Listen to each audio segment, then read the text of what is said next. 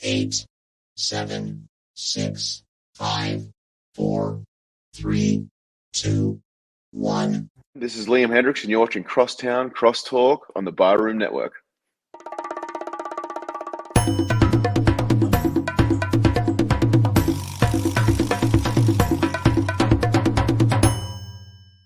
Some may find the following disturbing. Discretion is advised. Every summer in Chicago, the sunshine spotlights the city's spectacular skyline.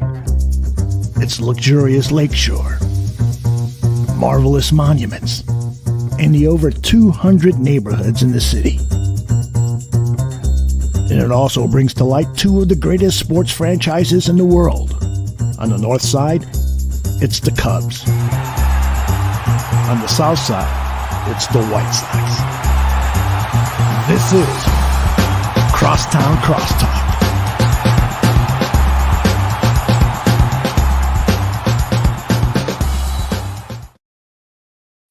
Hello and welcome to another very exciting episode of Crosstown Crosstalk presented by the Barroom Network. My name is Vinnie Parise and I am extremely excited to be on here, the Barroom Network, talking about the sports ball with each and every one of you. It has been my absolute pleasure to be on this show today. I see we have a couple people already in the chat. Travis, how we doing? Good to see you.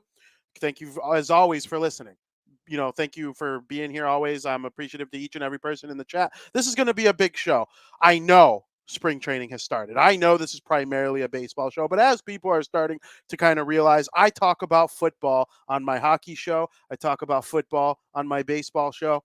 I just love football. I love incorporating it with the other sports and seeing, what other people think. I like getting multiple different opinions on certain things, and that is why I decided that I'm going to let bygones be bygones. You all know I'm a Chicago Bears fan.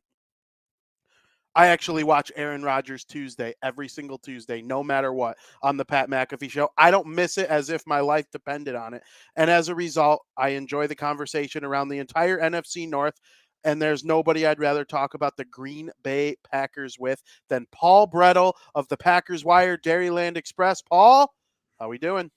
I'm fantastic. Happy to join you, Vinny. Appreciate it. Thank you very much. I have never in my life seen somebody be like, you know what I want to do? I want to paint my walls green and yellow. How did that come to be? I thought, I'd do some podcasting, YouTube videos myself. Thought it was a nice background since I spend most of the time talking about the Green Bay Packers. Honestly, I love it. I love it. We could get some navy and orange up behind you, black and white for the White Sox. Yeah, make it work. Exactly. I'm all in on that kind of stuff. And there are Bears fans, and then we'll get into the actual conversation. But there are Bears fans who pretend to hate that color scheme, but then they'll go and talk about how the Oakland A's have this great uniform. So I'm like, so you like them, but no, you just hate the Packers. Just admit you hate the Packers because the color scheme has its pros and cons. But I mean, what's your stand on that? On the green and yellow? Yeah. I mean, obviously partial to it, but in terms of the color schemes that are out there, I can see why it's not someone's favorite. That's fair. So 2022, very interesting season for the Green Bay Packers. It started off okay, playing well in the first couple weeks of the season. Then things kind of flew off the rails a little bit. Lost a couple games in a row. Made it really seem like Green Bay had no chance of making it to the postseason. And then they got on this tear. Aaron Rodgers doesn't lose in December, guys. You think Aaron Rodgers is going to lose in December? You're wrong. I want to know, what was your take, pros and cons of the 2022 season as a whole? In general, I think the performance on the defensive side of the ball through the first, large portion of the season, at least over half of it, was underwhelming and disappointing. Expectations, not just in Green Bay, but I think around the NFL, was that this group had the potential to be one of the top defensive units in the NFL, and it just didn't turn out that way. I think the lack of edge rusher depth, especially once Rashawn Gary went down, was exposed during the course of the season with their inability to get after the quarterback with any regularity. And then on the back end, there was just too many coverage breakdowns, miscommunications that led to big plays. And then, of course, there's the defensive game plan from defensive coordinator Joe Barry that left a lot of us scratching our heads each week and how the players were utilized. It was a very passive approach, and in part in their turnaround, because they did start playing some pretty good football during the win streak, basically the last 5 or so games of the season. And there was more press coverage. There was, he was letting Jair Alexander move around on the field. And in part, the defensive front was playing some of their best football this season as well. They were more stout against the run, getting more consistent pressure. So it just took way longer to gel than what I think any of us had expected on the defensive side of the ball. And then on offense, it's just, just into life without Devontae Adams. One thing that I don't think gets talked about a lot was the offensive line play early on in the season, because it wasn't until week 10 that the Packers had their preferred starting 5 start an entire game in consecutive weeks. And when the offensive line play isn't there, I mean, that's the foundation. I know we all look to the quarterback and the receiver, but that movement, that lack of continuity, they couldn't get the run game going regularly. You could tell that Matt LaFleur and Aaron Rodgers were protecting the offensive line a little bit early on in the season with the quick passing game. It adjusted their game plan, how they approach games. And so I think from there, that just really snowballed and exposed the rest of the offense. Fast forward to the second half of the season, things start picking up. You see, Christian Watson's emergence, which was obviously very helpful. But again, it goes back to the offensive line.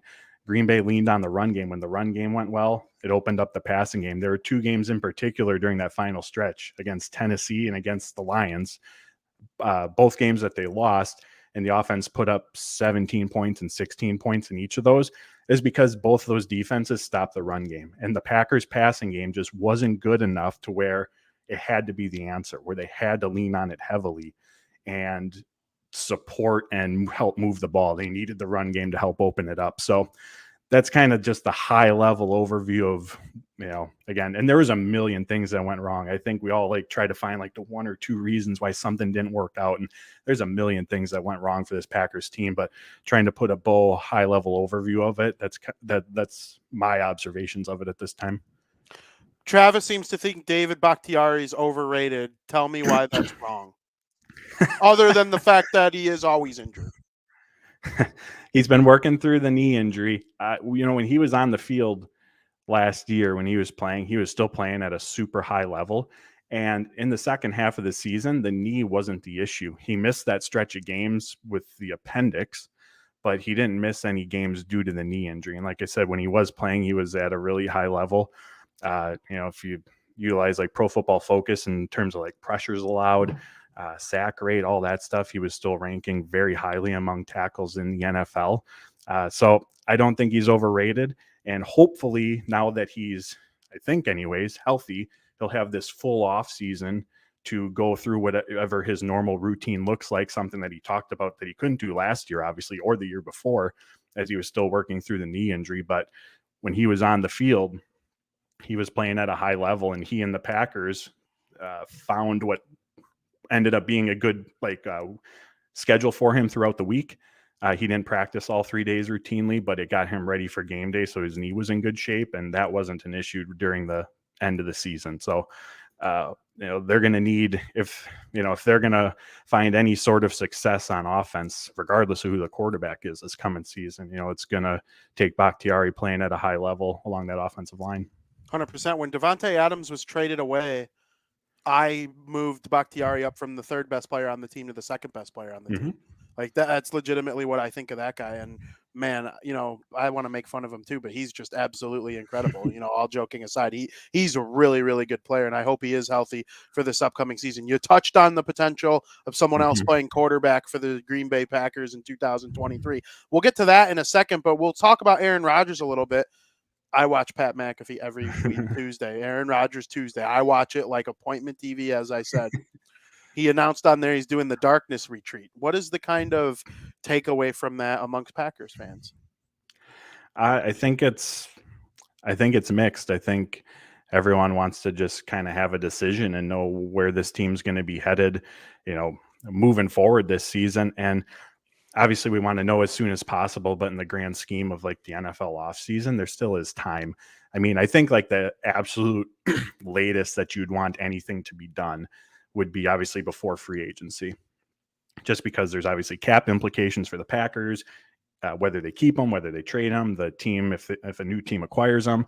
And so you want to have all that set so you can go into free agency knowing, what do we have available? And for the Packers who don't have a ton of cap space, they're going to have to be restructuring contracts. So again, that's might affect how many of those contracts they restructure, to what extent they restructure some of those contracts. So of course, the sooner the better. But like I said, in the grand scheme of the NFL offseason, there still is time for that to shake out, to unfold. And, Rodgers has said that he doesn't want to, hold the Packers hostage, when waiting for a decision. And he said that last year as well. And, I believe him, and I believe him in that regard. So I think it's just the waiting game, but you have to think that we're getting to the end of it, and we're going to have our answer one way or the other. And, to be honest, I don't know which way it's going to go. Does it annoy you, the attitude that he has towards some of this sometimes? Like, I listen, nobody is in any way, shape, or form taking away his ability to perform on the field. He is one of the single greatest throwers of the football I've ever seen in the history of the league.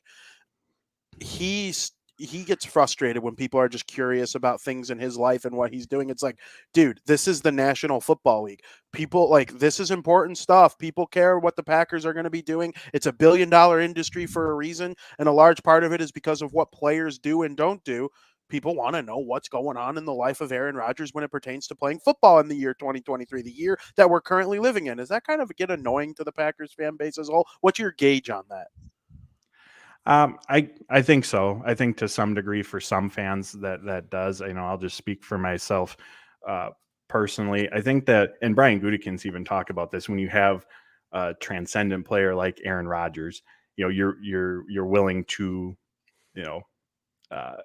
accompany or be okay with some of those things that happen off the field. It's when the play starts to decline where some of that can become a little bit much. And maybe we're at that point for some fans.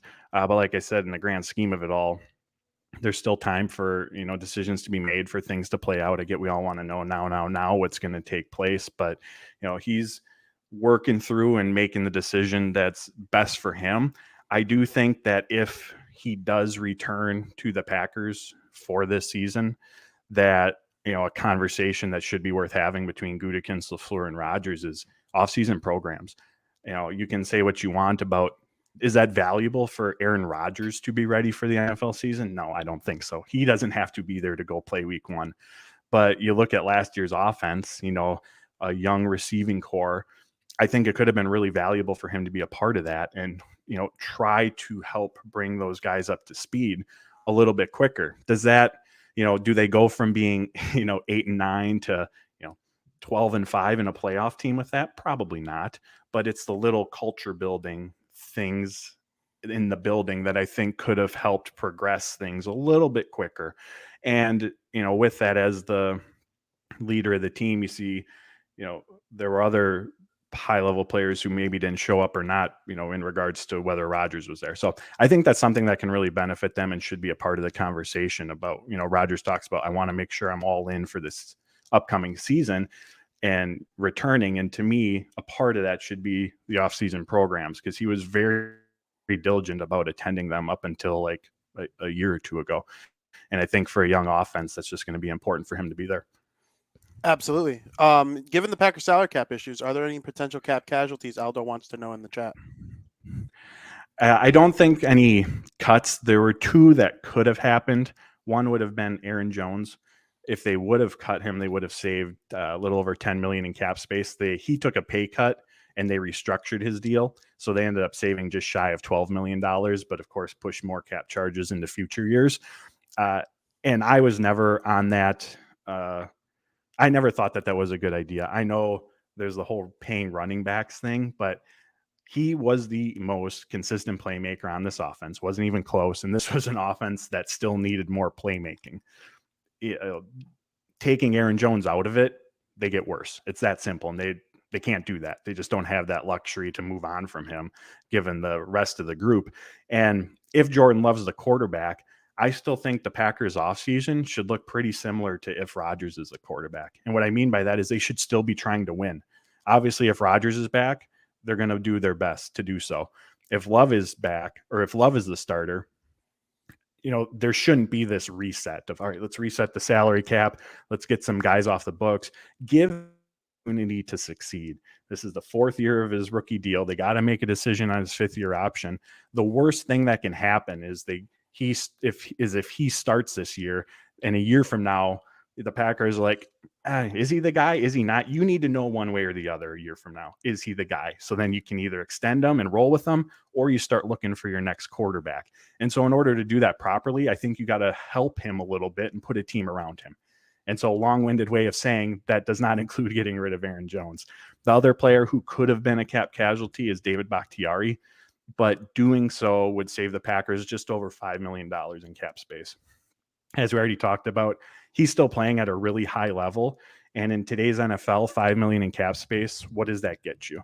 Like, even if he misses games, I'll take 12 games of David Bakhtiari over $5 million in cap space. That gets, I don't even know, what is that, like a third receiver maybe? Like, I'll take Bakhtiari. So they just don't really have any guys that there's any sort of significance, because, there's Preston Smith, Devondre Campbell, Rasul Douglas, but like moving on from them, it's $1 million, it's $2 million. Like, their value on the football field is so much greater than that it's just not really an option.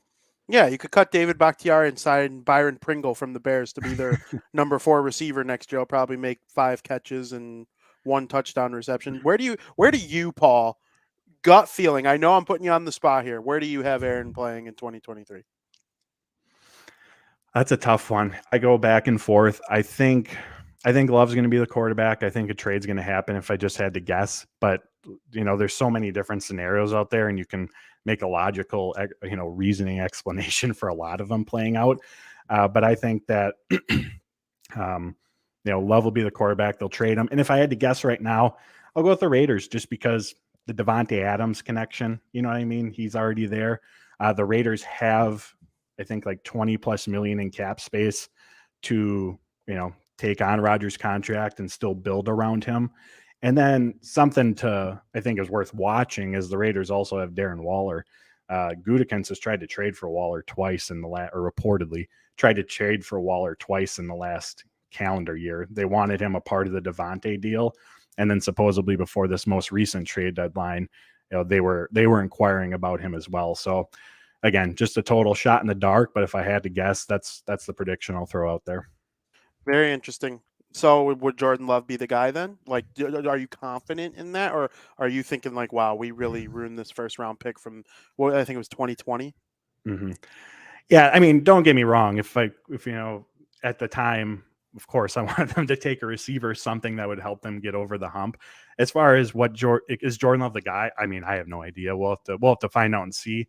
The one thing I'll say is, I know everyone points to that Eagles game, but in the limited action he's had, he did look like he's definitely made strides in the right direction. Now, of course, that super small sample size doesn't mean anything in the grand scheme of it all, but you at least saw some progression, something to hold on to give you confidence. And Matt LaFleur comes from, the Kyle Shanahan, the Sean McVay coaching tree, where life is supposed to be made it's football, but it's relatively speaking easier on the quarterback.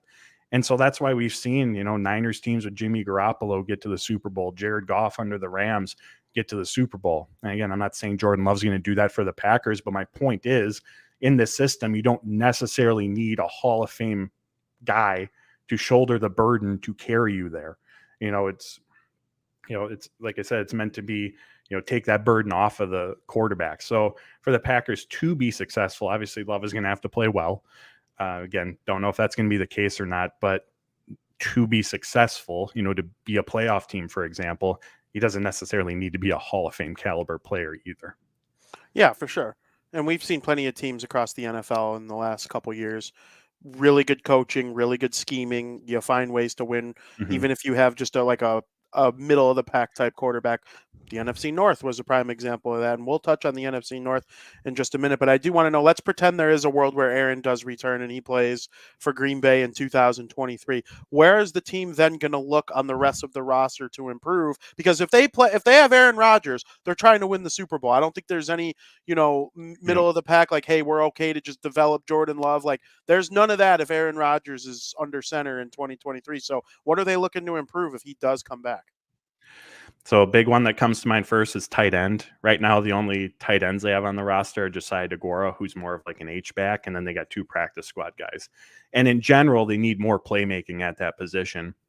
Robert Tonyan, super, super reliable last year, but he averaged 8.9 yards per catch. I think that ranked like 34th out of 43 tight ends. And I mean, just go and look at like the NFL playoffs this year. There were tight ends, on a lot of those final teams that made big plays, were impactful on their offenses, and the Packers just didn't have that. So I think that's one area, both from a depth perspective, but also they need some more juice at that position.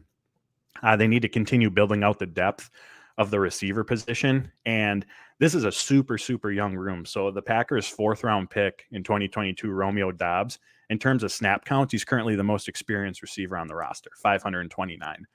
So they're going to need to add a veteran in free agency. And again, they're not going to have a ton of cap space, so I don't expect any sort of big move. And that also shouldn't impact what they do in the draft. Like if they go sign a veteran free agent, they should also look into spending a top 100 pick on the position as well, because again, still need more playmaking on the offensive side. On defense, the 2 positions that really stand out are edge rusher. Like I said, when Gary went down last year, there was just a lack of consistent pressure from the edge rusher position. And right now, Gary suffered the ACL injury in week 9. Chances are he's going to miss the start of the season, so they need more there. And then safety, Adrian Amos, he's a free agent. And then so that leaves the Packers with Darnell Savage, Tariq Carpenter, Vernon Scott, James Wiggins, a very thin group on experience. And Savage was even benched at one point last year. Just way too many communication breakdowns, missed tackles on his part. And he's better suited playing more in the slot, closer to the line of scrimmage in that typical, traditional safety position. So those are the 2 big positions on the defensive side of the ball that they're going to need to address as well.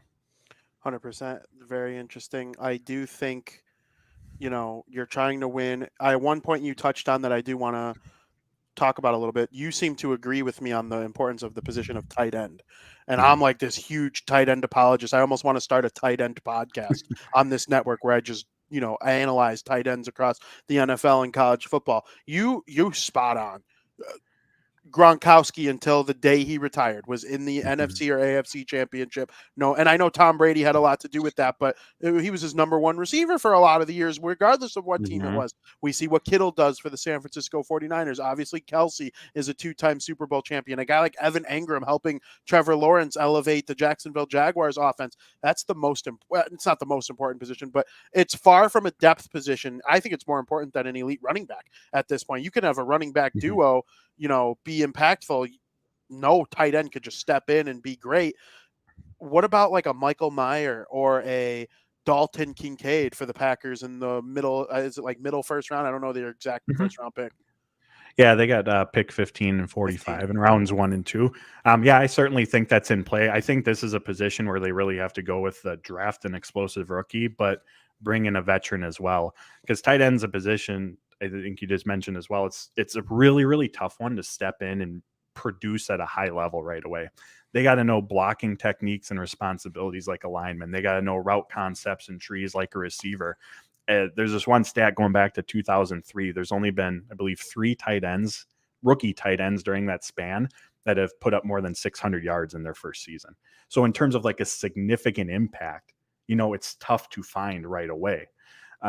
And so that's where I think having a veteran presence to provide some stability to lean on as the tight end gets up to speed in that regard, I think that's the route that the Packers have to go. So someone like Tonyan, honestly, as long as he's not going to break the bank, which I don't think he's going to, but he knows LaFleur's offense, super reliable pass catcher. He again caught over 80% of his targets last year. Him paired with because this is a good tight end class for the Packers to go find someone. So having that combination, I think will help set them better up for success rather than having to rely, solely and heavily on a rookie tight end, because rookies in general are going to experience ups and downs. I mean, I think many are excited in Green Bay about their 2022 draft class as a whole. But in the midst of those flashes from several players, there was a lot of just that roller coaster ride that comes with the transition. Yeah, I'm a huge Michael Meyer guy. I'm not like a diehard Notre Dame fan, but I live in Mhm. Illinois, and there's a large Notre Dame presence around me with family and stuff. That would be really interesting for Green Bay to consider, but we'll see what happens. Was really quick. Do you know the three tight ends offhand? Was one of them Kyle Pitts? Did he break 600 yards with Atlanta? Probably not. Yeah, it was Kyle Oh, it Pitts. was Kyle Pitts. Okay. Yeah, he was the most recent one. I would have to go back and look. There's an article from ESPN from I think Jamison Hensley. He's the one who went through that and explained it. It's such an intriguing position. Like, Mhm. I wish I could go back in time and like play tight end. Like that would be my thing. So I want to kind of veer away a little bit from the Green Bay Packers point of view. What is your honest opinion of what Justin Fields did for the Chicago Bears this season?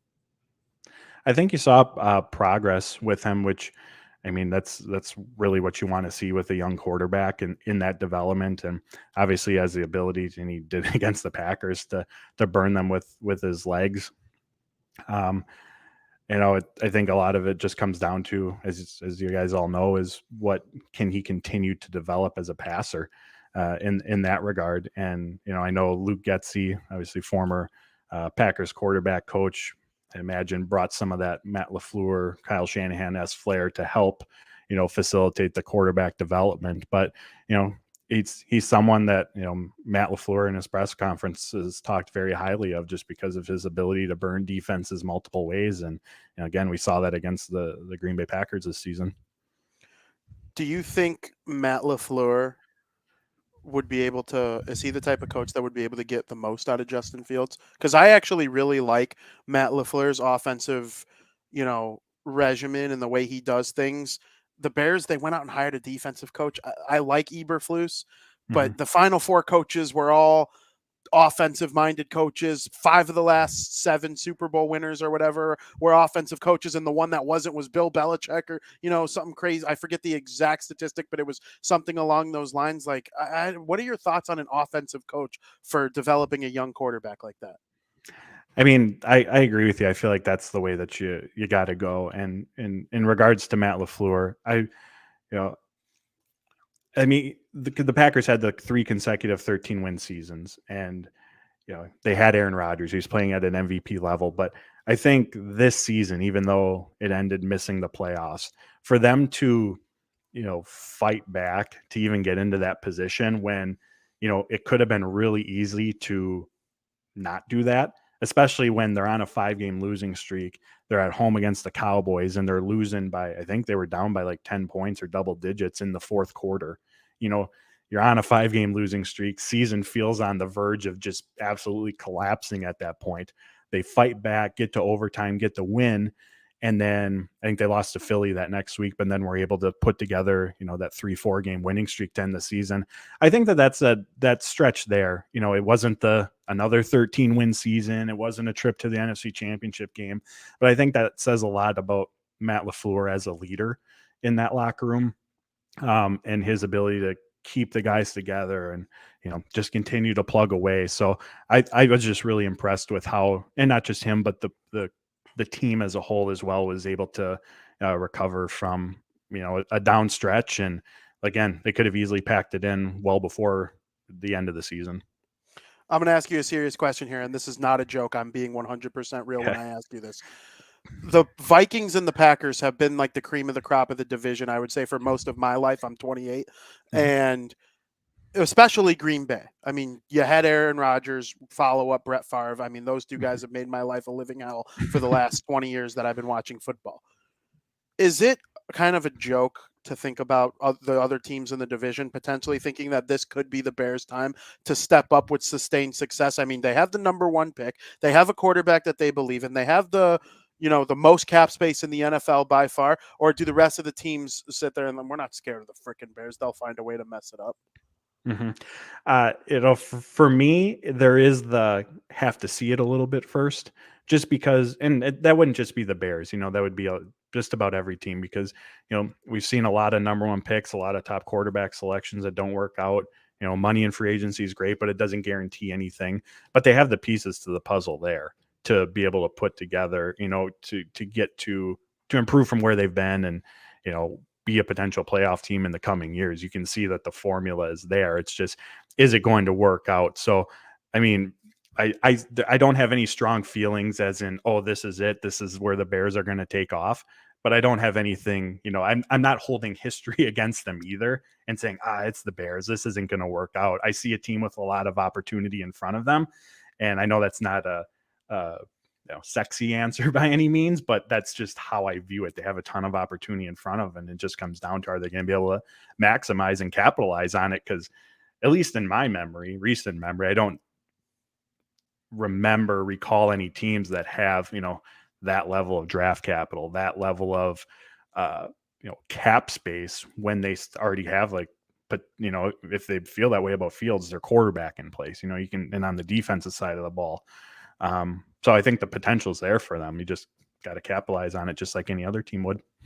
Travis says I'd be more scared of the Lions. I think he's saying if he was assuming he was a Packers fan, he'd be more scared of the Lions. And I tend to agree. They were unbelievable in the second half of 2023, and I like their coach. A lot of their losses were one-score games. And to be honest with you, yeah, we were all in Chicago. A lot of people wanted the Lions to win that final game of the season, but it was less fun when, they weren't getting in the playoffs. If they won the game, it was the Seahawks that made it in as the 7th seed. I was like, I'd much rather watch the Lions in the postseason go up against whoever the number 2 seed was.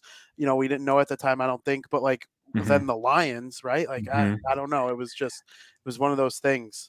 Yeah, you could see it in Campbell's first year. And obviously the wins weren't there, but that team played hard for 4 quarters. And, that says a lot about him and his ability as a leader when, you got a team with 2-3 wins, whatever they had, but down the end of the stretch, they're still playing you hard for 4 quarters. And so that was kind of my first sign where it was like, okay, there might be something brewing here. And then another year in the system, get some more talent added through free agency in the draft. And we really saw them take off. So yeah, I agree with that. They're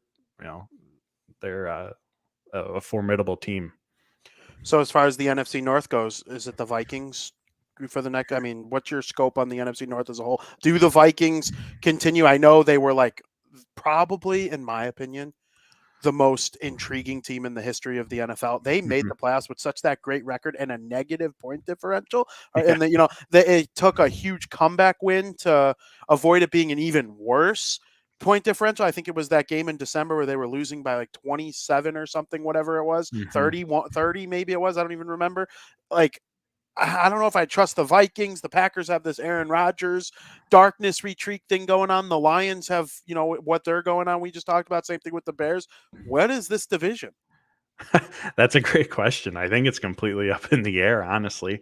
I don't have a great answer because I think you could make cases for just about any of them and why you could see things turning around, or why they could be the team that season. I mean, if Aaron Rodgers returns, the Packers keep, they're still going to have their core intact. They add another receiver. You can draw paths for each team and seeing them, emerge as a threat. So that's a great question. I think, at this time, it's really hard to kind of pick who that's going to be until we see what the offseason beholds for each of them. And then from there, I know we know the opponents, but kind of what the schedules are going to look like for each of them. So the new calendar year in the NFL is about to start, and I will end on this. I don't know the exact date. It's coming up soon, though. March 15th. March 15th? Are you heading into that with positive or negative feelings when it comes to your Green Bay Packers? I think it depends on your outlook. So for me, pretty in tune with the team. I understand that there isn't going to be any big spending that's out there. They just, it's going to be like last offseason. They just don't have the cap space to go and get a big name guy. So I guess if your expectation is, we need a receiver, to maybe, I'd have to look, but who some of the top receivers are specifically, but trade for T Higgins. Or yeah, Mike exactly. That's not realistic. So I guess I'm neutral. I don't feel strongly one way or the other, just because I don't see a path to getting anyone that's, like I said, a splash signing, but they have needs that they have to address. And so, like I said, edge rushers, tight end, we talked about a few of them. So I guess I'm kind of in the middle of it, in the sense of I'm just expecting nothing major, just kind of like last off season. And so I can see coming off an 8-9 season where you hear that and you'd be like, oh, well, that sucks. And I guess it does. but it's just kind of the reality of the situation for them. They have a lot of talented players still on their team. Just, I think a lot of the development, if they're going to improve at all, it's going to have to come internally. That's the big thing. There isn't going to be the splash signing. We've already talked about just the up and downs that rookies have. Like, the development is going to have to come from guys already on the roster. Christian Watson, Romeo Dobbs are going to have to take steps forward. The offensive line obviously can't help injuries, but need that group to be healthy. And the interior, Josh Myers, John Runyon, need more consistency from them. The interior defensive line, the pass rush, got to get after the quarterback more consistently. How they use Jair, how they use their cornerbacks, that was head scratching at the start of the season as well. Rasul Douglas has never played. I shouldn't say never. I think he had like 70 or 80 slot snaps over his 5-6 year career before last year. Guess where he's starting week 1? In the slot. And then he didn't start playing his best football until he was back on the boundary where he's more comfortable. So a lot of how the guys are utilized, the game plan that's drawn up, the execution, the level of play, if the Packers are going to be better, it's going to come internally. And what they do in free agency, it's just going to be, building some depth, getting some experience. It's going to be fringe things. For sure. Paul, I don't know if I've ever had a more intelligent Green Bay Packers conversation in my entire life, and I can't thank you enough for coming on our show. Promote yourself. Tell people where they could find you, your work, your coworkers' work, all the great Packers stuff that you do at Dairyland Express. I was telling Aldo before the show today, I'm always so impressed with how Dairyland Express is right there with the Windy City in terms of numbers. Our best. And we have 5 million people that live in Chicago, and the Bears fan, Illinois is significantly more populated, and Dairyland Express is out there just dominating with Green Bay Packers content. And of course, they do great work for the Milwaukee Brewers and the Bucks and all that too. So promote your guys' work. Outstanding stuff. I appreciate that. I appreciate you having me on, Vinny, and I appreciate the help that you always provide me. So when I need my Bears insight, I always go to Vinny, and he's always been super, super gracious and helpful, and I very much appreciate your time helping me with that. You can find me on Twitter at Paul_Brettel if you want to keep up to date with what the Packers are doing. And then I write for Dairyland Express, as Vinny mentioned, as well as Packers Wire. PackersWire.com, DairylandExpress.com. Make sure you're following Paul, and try not to roast him too much when Aaron Rodgers leaves and, them getting eliminated every year is our Super Bowl. So we technically have 26 Super Bowls in my lifetime, and he only has 1. That's incredible for me. So credit to me. Go Bears. I guess you'll say go Packers, Paul. We can't thank you enough, as always. And we will send everybody to a quick commercial break.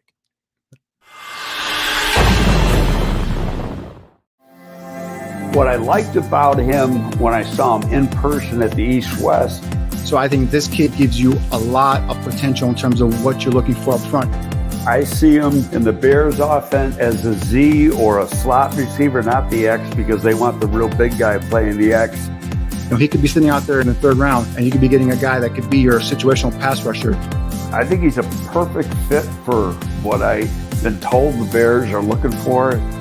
This is my 3 technique for the Bears, especially if you don't take a guy like Jalen Carter at the top of the draft. This will be a nice pickup. Fits perfectly in the system.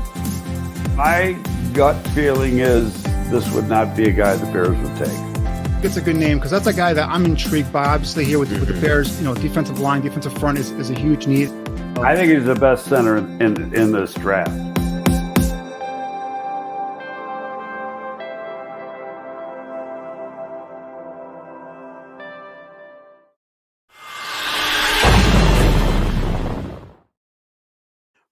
Welcome back to Crosstown Crosstalk. Paul Brettel is one of the great people at the Fansided Network at the Packers Wire. It was a wonderful interview. He takes the Chicago Bears, Green Bay Packers rivalry in stride the way everybody should.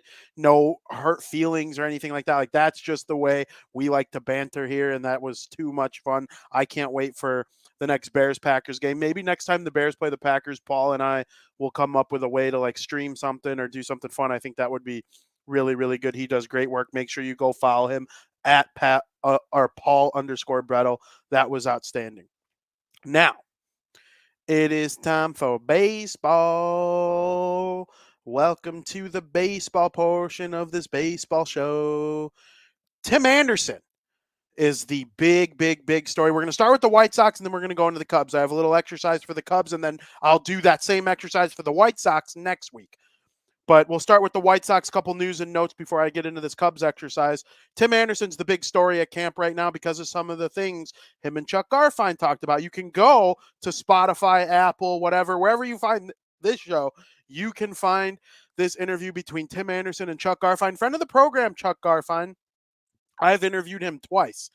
And, Chuck, 2022 sucked. Okay, it was horrible. You watched this show, you saw how angry I was on a weekly basis. Well, guess what? I thought Chuck was relatively nice to the White Sox for how they performed last year. And, he was critical. There's no doubt he was critical. He does his job. He does his job well. He wasn't as critical as this guy right here. I said things about Tony La Russa and the White Sox that, people were up in arms at me about. Well, Chuck, he said a lot of those same things too. And him and Tim Anderson, they kind of hashed it out a little bit. And we have a clip for you to listen to right here. The plan is, we know not to, do what we did last year. So, there's a lot of room to grow. And, just a lot of confusion. A lot of people pulling from different angles, not just in the clubhouse, fans as well. A little bit of everybody. So, the ultimate goal is, try to dumb that down and get it back on, pulling from the same screen with everybody, including you. Including me? What do you mean including me? Including you. What are you trying to say? I ain't got to say it, you know it.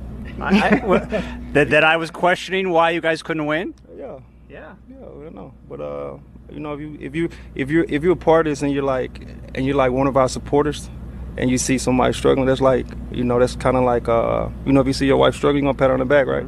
So that's kind of one of those things. If we're under the same umbrella, I think we should all be pulling from the same screen and not tearing each other down, and not tearing players down, or we don't tear you down. So I think it's just one of those things. We got to support each other. We support you. We make ourselves access to you. Yeah. When you want to talk to us. So it's just kind of one of those things that we all got to be, be on a positive screen and pull from the same screen. And I think we can be better as a whole. Yeah. Was I tearing you down? No, you weren't tearing me down. You was causing a lot of confusion. You know what I mean? Listen, after a lot. But you got to think about it. The fans listen to you. Yeah. Right. You're talking. We don't talk. We just play. You talk. You can talk. We don't talk, though. When the game's on, we don't talk. They're listening to you. Right. So if we're putting out positive energy, then positive energy is going to always follow us. You know what I'm saying? I tried. Yeah. I tried to be as positive as I could. It's a rough season. It's okay. We understand. But the ultimate goal, man, is to, just continue to go out and play hard. And, really see what happened.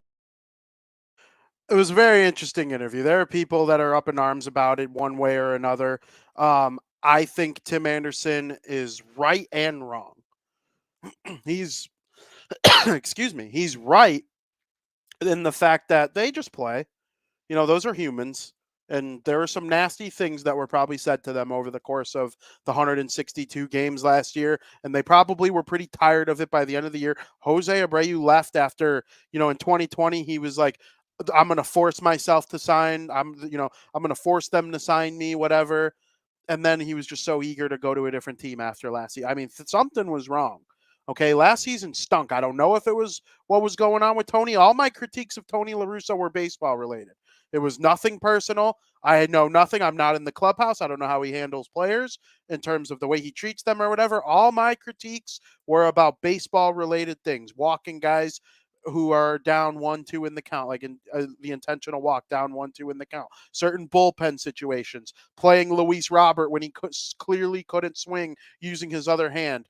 Michael Kopech started that game and he clearly was ailing something on his lower body, and they let him go the whole first inning and he gave up a bomb because he couldn't get his velocity up because his leg was in pain. Those things, those are baseball-related things. I don't know what went on in the clubhouse. I don't pretend to know what went on in the clubhouse. I go with what my eyeballs tell me.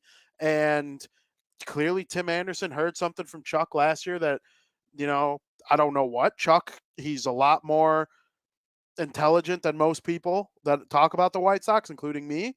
And I am just, I hope Tim Anderson and Chuck figure it out, but Aldo puts it perfectly in the chat. Tim Anderson has no idea what Chuck's job is all about. He's a White Sox analyst, not a cheerleader or a wife.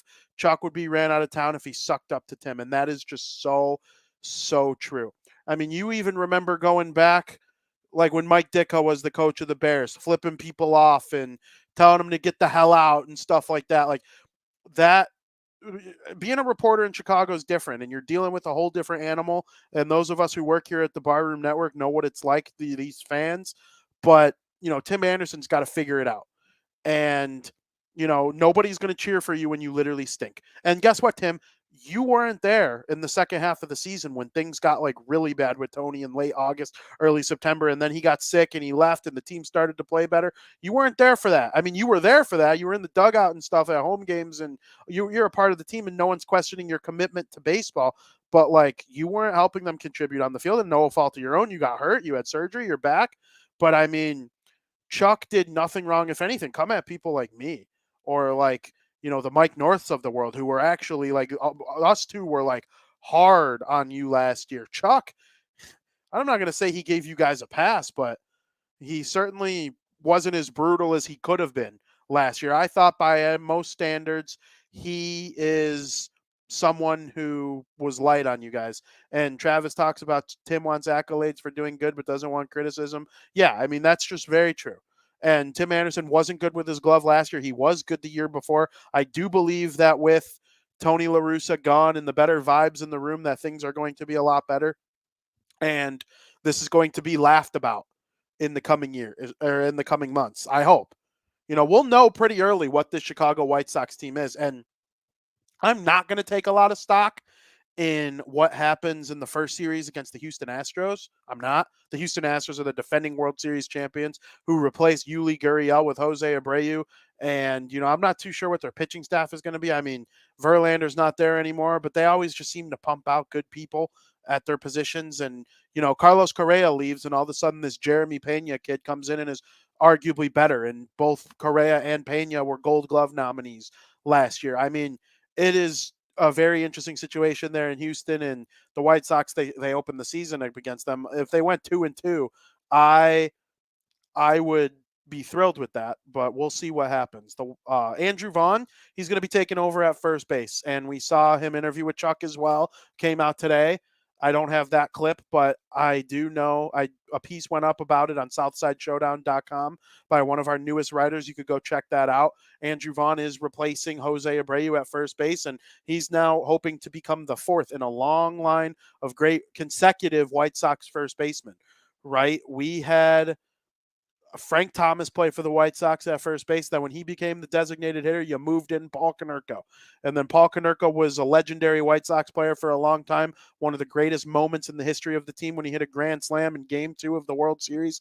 And then, they ended up winning that game in the series, and Paul will be a legend forever. And then you follow that up with Jose Abreu, who is also one of the top 10 greatest White Sox players who ever lived. And he was the model of consistency for the decade or so that he was there with the White Sox, or just under a decade. And now you move on to Andrew Vaughn, who was the third overall pick out of Cal in 2019. That's a really good player, and he led the White Sox in home runs last year. People were pissed that White Sox team leader had 17 home runs. Well, yeah, of course. But you're not mad at Andrew Vaughn for hitting 17 home runs. You're mad at everybody else for not being healthy enough or good enough to hit more than that. Andrew Vaughn hitting 17 home runs in year 2 is outstanding.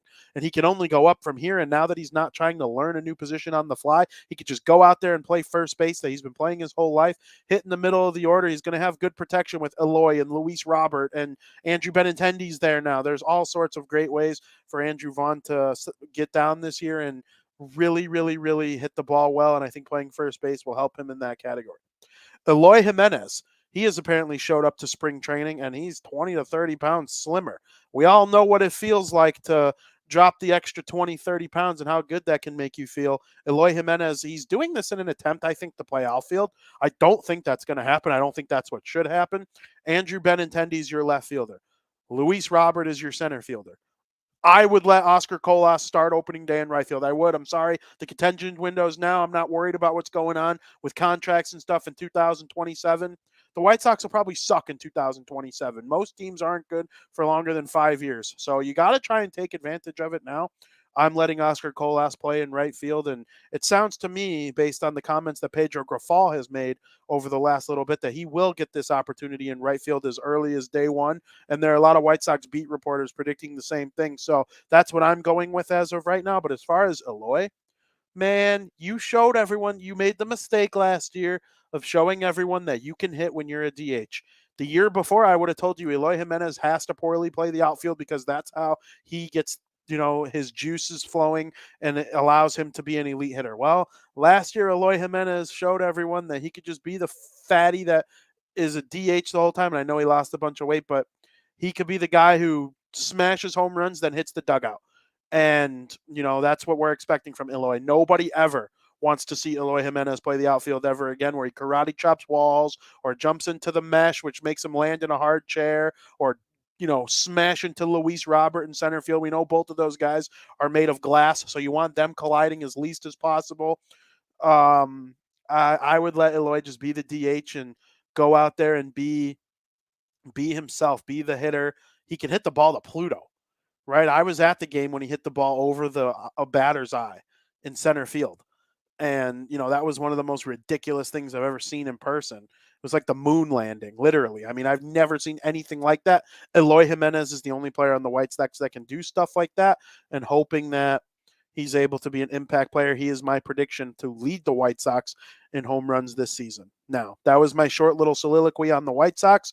I have a little exercise here that I want to go through with the Cubs, and I want everybody to answer in the chat whether or not you think I'm crazy for this list that I'm about to present to you. Let me know why I'm wrong. Tell me why I'm an idiot. I want to hear it all. And I will be doing this exact same thing for the White Sox on next Crosstown Crosstalk next week. So if you're interested in hearing what I have to say about this in terms of the Southsiders, make sure you tune in next week, 2 p.m., same time. I'm sure I'll have another guest. I don't have anything lined up for sure yet, but I'm excited to be doing this stuff for the White Sox and the Cubs all season long. And maybe we'll go through and before the season starts, do a similar type exercise for the league as a whole. Because I would like to, this point of this show is to look at the White Sox and the Cubs from an entire Major League Baseball scale. So we'll do that for the league as a whole in the coming weeks as well. Maybe we'll do both the Sox and MLB next week. But it's the top 5 most important Cubs in 2023. And I'm not talking the best players on the Cubs, which this list might kind of represent the best players on the Cubs, but this is the most important players who will help the Cubs be good this year, next year, in the future, in some way, shape, or form. Maybe they'll get traded for a big haul, so that can improve the team's future going forward. There are lots of different explanations for each of these people and why they're on the list, and I want to know in the chat or on Twitter at Vinnie Parise whether or not you agree with me. Coming in at number 5 is Ian Happ. Ian Happ was the Chicago Cubs All-Star last year. He was supposed to be traded at the trade deadline alongside Wilson Contreras, and they let those two give each other hugs and whatnot and, cry in the dugout, have a little champagne, glass of wine in the dugout. Hey, it's been good being a Cub all this time. And then the trade deadline comes and go, and they have to go play at Wrigley Field again for the rest of the season after having this little, tummy sticks fest all summer long. Well, Ian Happ is back. Obviously, Wilson Contreras, his contract was up. Ian Happ had the extra year, and Contreras is in St. Louis, but Ian Happ is still with the Chicago Cubs. I do believe he will put on a fantastic season. The reason I have him as one of the most important Cubs in 2023, there's 2 reasons. One, if the Cubs do surprise a bunch of people and make it look like they're a team that can be on top of the American League Central Division, they will need Ian Happ to be that type of player that he was last year. And, if they're not, they'll trade him for assets, which will help them in the future, because I think they would get fairly good stuff for Ian Happ, especially from a contending team that needs an outfielder. If that's the case, he's important to the Cubs because he helps them in their future in that way. So at number 5, I have Ian Happ. At number 4 is Seiya Suzuki. Suzuki started off last season. He was one of the best players in baseball. And, injuries derailed him a little bit, but he proved that he can be a very, very good player here in North America after coming over from Japan last year. It was a little bit of adjustment throughout the whole season, but he did get through it all, and he's a very good player. And I do believe if the Cubs are a good team this year, Seiya will have a lot to do with it. At number 3 is Marcus Stroman. Marcus Stroman, as of today, I'm going to go write a post about this on DewittyCityGawk.com as soon as I'm done with this show about how the Cubs announced that Stroman is going to start their very first preseason game this Saturday. And yeah, for those of you who don't know, spring training, I think I called it preseason. Spring training starts on Saturday for actual exhibition games. Spring training started last week, and we've been going over that for a little bit now, but the actual exhibition games themselves start on Saturday. The Cubs announced that Stroman is going to be their starting pitcher in that game, and I think he will probably end up being the ace of their staff throughout this entire season. So Marcus Stroman, I do believe, is the third most important player on the Cubs because he could set the tone for the entire pitching staff. At number 2, Nico Hoerner. Nico Hoerner, to me, was an elite player last year. He should have probably been an all-star. He was one of the best Cubs on the whole team, but he was playing shortstop. And what makes him a very important player to me this year is the fact that he is moving to second base. And that is going to be huge for the Cubs because it will impact the depth on their entire infield. And I'm sure that's something that will help the Cubs become a better team if he does, in fact, play second base as well as he played shortstop. And one thing I wanted to mention, and I feel this way about Andrews playing second base for the White Sox too, a career shortstop. Both the White Sox and the Cubs have a career shortstop playing second base for them in 2023. The shift is gone. So it's going to be a lot less hanging out in right field and relying on your shortstop to make big plays with their range. The second baseman having more range is more important now than it's ever been because they're going to have to move to their left and right a little more because of the fact that there's no shift. And I think moving Nico Hoerner over from shortstop to second base is something that will help the Cubs in that area. If there was someone on the team that could make a transition like that, it would be him. And his bat was En Fuego last year. I thought he was a brilliant hitter. And the Cubs, they got a really good player there in that 2018 draft first round. And Nico Hoerner comes in at number 2 on my list. At number 1 is Dansby Swanson. Dansby Swanson is their big free agent signing from this offseason, and they paid him one of the richest contracts that any player got. Shortstops as a whole collected over $1 billion, I believe, between Swanson, Trey Turner to the Phillies, Carlos Correa back to the Twins. I'm drawing a blank on the other one, though. There was another huge shortstop. Oh, Xander Bogaerts to the San Diego Padres. These guys, it's a huge position. The Cubs, they believe in Dansby, and Dansby had a breakout season offensively last year, but he was a World Series champion the year before with the Atlanta Braves. So I think a guy like Dansby Swanson can really make an impact on this team if he continues to hit the way he did. Listen, he picked the perfect year to have like a truly breakout offensive season. It was a contract year, and guys always perform extra well when they know that a lot of dough is on the line. Well, Dansby Swanson took advantage, but one thing he always was, even before the breakout offensive season, was an elite defensive shortstop. I do believe Swanson and Hoerner will make magic on the middle infield for the Cubs this season, and those are my 2 most important players, or 5 most important players for the Chicago Cubs this season. Aldo wants to know, Vin, what about Adbert Alzolay? Adbert Alzolay, man, that's a name. From 2020, he was really, really good in their rotation, and I think he's a pretty good player.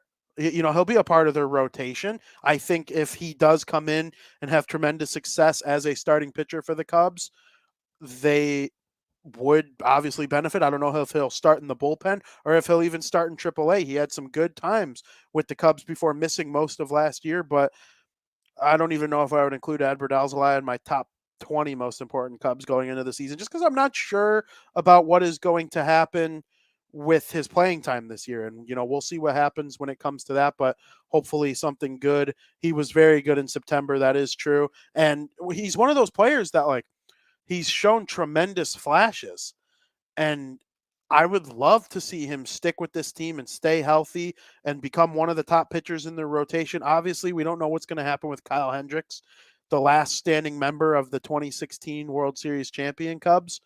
And, he's injured. He's probably going to miss the start of the year. Are they going to trade him? Is anybody even going to want him? Are the Cubs even going to want him? Jamison Talion is there. We saw what guys like Keegan Thompson and Justin Steele did in their rotation last year. The Cubs have the potential to – it's a lot of question marks behind Marcus Stroman. Very similar to the White Sox. There's Dylan Cease and then 4 question marks. It's a very similar situation with the Cubs with their pitching rotation, but I do think it has potential to be very, very good. I would like to know message us in the Barroom Network. Make sure you tune in next week. Send me tweets. Tell me what you think of my list. I am curious to hear what Cubs fans who are smarter than me think of this top 5 most important Cubs list. Am I missing someone crazy? Do you think Cody Bellinger deserves a spot on the list? Okay, bringing him in. He hasn't been good the last couple years, but the Cubs paid him to come in and try and have a resurrection in his career. Does his success this year make or break the Cubs? It's very possible. If he stinks, the team stinks. Is he good, the team good? There's certainly a case to be made for that, which would put him on the important list. Again, this isn't the best player list.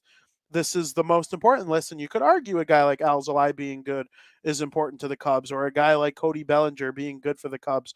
We shall see. I'm excited to do this list for the White Sox too, and I'm excited to reevaluate these lists halfway through the season, after the season, all sorts of stuff like that. So it's been really, really good. If you want to keep up to date with everything going on in Chicago White Sox and Chicago Cubs spring training, you can read all of my stuff regarding the Cubs on DeWindyCity.com and all of my stuff regarding the White Sox on SouthsideShowdown.com. And I highly encourage you to read my football and hockey stuff as well on the other sites that I write for. You could find it all on my Twitter at Vinnie Parise. And make sure you watch the rest of the Barroom Network shows here, where you can learn about the Chicago Bulls and the upcoming NFL draft. And Frank and I on Bar Down Talking Hockey have lots of great things going on with the NHL trade deadline approaching this Friday. Is Patrick Kane going to get traded? Is he going to sign an extension? Where's Timo Meier from the San Jose Sharks going to end up? There's all sorts of great things that we are going to be talking about in the coming weeks. And it is also our 100th episode of Bar Down next Wednesday, and I am super duper excited to be a part of that. And of course, you could go to the new Patreon. We all retweeted it at the Barroom Network's Twitter at Barroom Network. You could find the link and support our guys Danny Shimon and Greg Gabriel as they break down things in regards to the upcoming 2023 NFL draft. There's a $5 subscription, a $10 subscription. A great way for fans to be more informed about what's going on with their football team as they head into this huge Chicago Bears offseason. I can't encourage people enough. I've seen some of the previews. This work, you could clearly tell, is passionate, filled with love, knowledgeable, just stuff you really, really need to participate in. A low fee of $5. You could get the premier package for $10. Cheap ways to be the best football fan you could be, and you can only find that here at the Barroom Network. I can't thank everybody enough for listening to our show, and Paul Bretto for coming in and talking a little Wisconsin football with us. And, Travis says, I hear the South Burbs Hitman is a pretty good show. You are correct, sir. I wasn't even going to bring that up because, we still got a couple weeks to go before that show starts for good. I know we had our debut episode with Jake Berger, and now we're back to just waiting for the season to start. But yes, the South Burbs Hitmen are back this year. We've made plenty of upgrades to the show, and I think everybody's going to be very excited for some of the things we have in store for this upcoming Chicago White Sox season, regardless of how they play on the field and how they act off the field. It's going to be a great time. So I can't thank everybody enough for listening, and I hope everybody enjoys this big weekend. Make sure you're tuning in to all the shows at the Barroom Network. Find me and my work on Twitter at Vinnie Parise. And as always, thank you for listening. Another happy landing.